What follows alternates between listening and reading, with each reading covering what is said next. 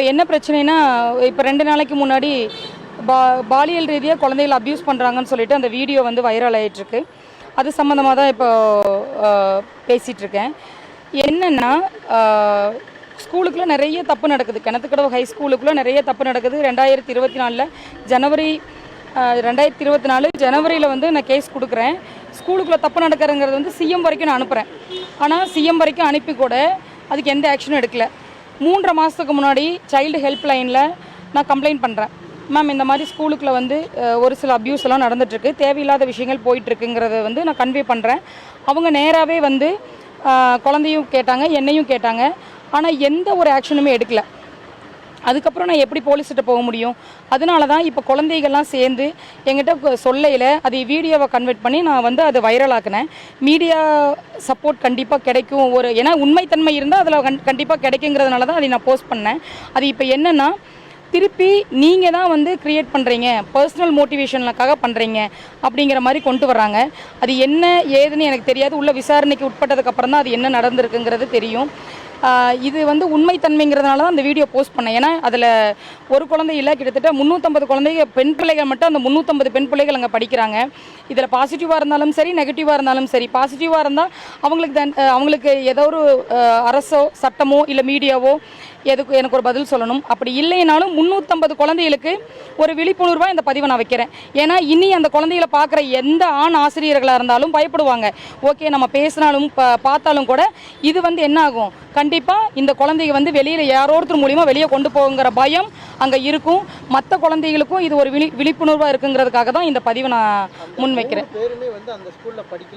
இல்லை, கண்டிப்பாக இல்லைங்க. 3 குழந்தைகளுமே, ஒரு குழந்தை மட்டும் வந்து படித்து வெளியே வந்த குழந்தை, 2 குழந்தை அங்கே படிக்கிற குழந்தை தான்.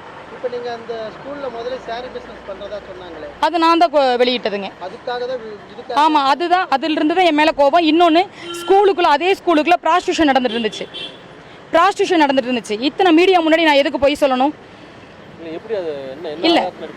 இல்லை, அந்த ஸ்கூல் பின்னாடி கேட்டில் வந்துங்க, கேட் வந்து போடாமல் இருந்துச்சுங்க. அப்போ அந்த ஸ்கூலுக்குள்ளே யார் போகிறா? ஏன்னா நான் மீட்டிங்கு எங்கேயாச்சும் வெளியே போனேன்னா 10 மணி 11 மணிக்குள்ள நான் வருவேன்.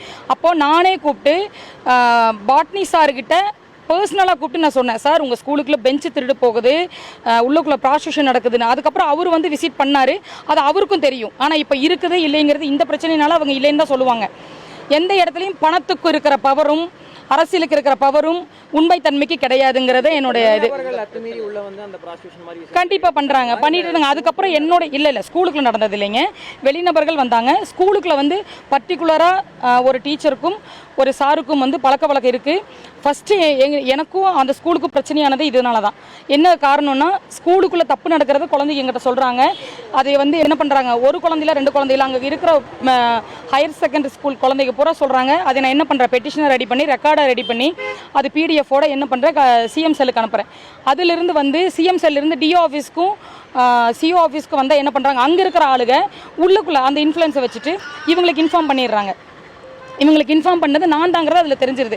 இதில் என்னென்னா, இப்போ ஒரு விஷயம் நம்ம சொல்கிறோம், ஒரு தப்பு நடக்குது, ஒரு கவர்மெண்ட் ஸ்கூலில் இருக்கிறவங்க மேலே நம்ம தப்பு சொல்கிறோம் அப்படின்னா அது உண்மை இல்லாமல் சொல்ல போகிறதில்ல. இதில் எனக்கு என்ன பலன் கிடைக்க போகுது? அதில் தப்பு இருந்தங்கிறது ஆஸ் அ சோசியல் ஒர்க்கர், இப்போ எல்லா குழந்தைகளும், ஒரு குழந்தை படித்தா என்ன, 1000 குழந்தை இருந்தேன், நான் பெற்றாதான் பிள்ளையா அப்படிங்கிறதுனால நான் அந்த பதிவு விட்டேன். இப்போ அதிலிருந்து வந்த பிரச்சனை தான் இது. மோட்டிவேஷன் மாதிரி வேறு மாதிரி கொண்டு போகிறாங்க சார்.